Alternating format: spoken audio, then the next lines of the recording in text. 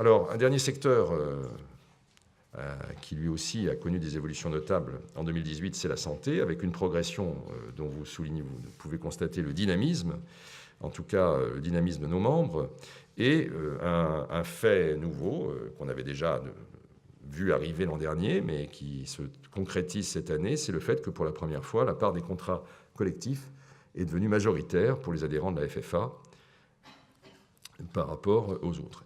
Alors c'est un secteur dans lequel donc, il y a une vraie dynamique, il y a aussi une mobilisation des acteurs pour prendre un certain nombre d'engagements pour le pouvoir d'achat et pour la lisibilité des contrats. Donc lisibilité des contrats, vous savez, l'accord qu'on a passé avec les autres composantes des complémentaires et avec la ministre. Nous avons aussi à cœur de réussir la réforme du 100% santé. Pour cela, on a créé un comité de suivi avec l'ensemble des parties prenantes. Et ce comité de suivi s'est réuni autour de la ministre. J'y étais il y a quelques semaines pour la première fois et qu'il va y avoir d'autres réunions. La profession a des propositions à faire. Il y a des économies à faire. Il y a des économies à faire en optique, il y a des économies à faire en matière de prothèses auditives. Il y a toutes sortes de sujets qui sont devant nous.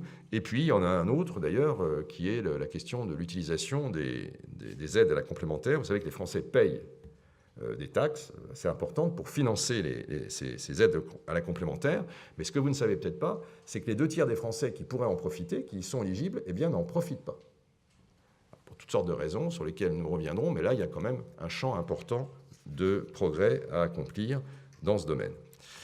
Autre sujet de société qui est directement lié avec la santé, c'est évidemment la question de la dépendance. Alors, vous savez que c'est un sujet sur lequel la FFA travaille depuis longtemps.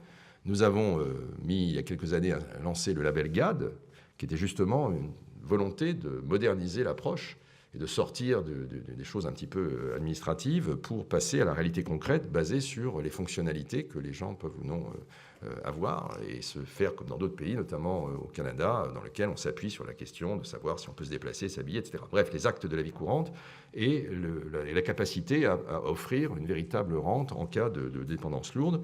On est en train de perfectionner le système et dans le cadre d'une concertation, vous savez, qui a été engagée avec les pouvoirs publics, on est prêt évidemment, on y participe et on a fait part de nos propositions. Et je tiens à souligner que dans ce domaine, nous avançons de façon très très amicale, très professionnelle, avec aussi les partenaires de ce sujet, que sont la FNMF, le CETIP. Donc nous travaillons de concert pour essayer d'offrir une réponse d'intérêt général à ce grand débat sur la dépendance, qui a déjà été lancé dans le passé, mais qui n'a pas jusqu'à présent abouti. J'espère que ce sera le cas dans les années qui viennent.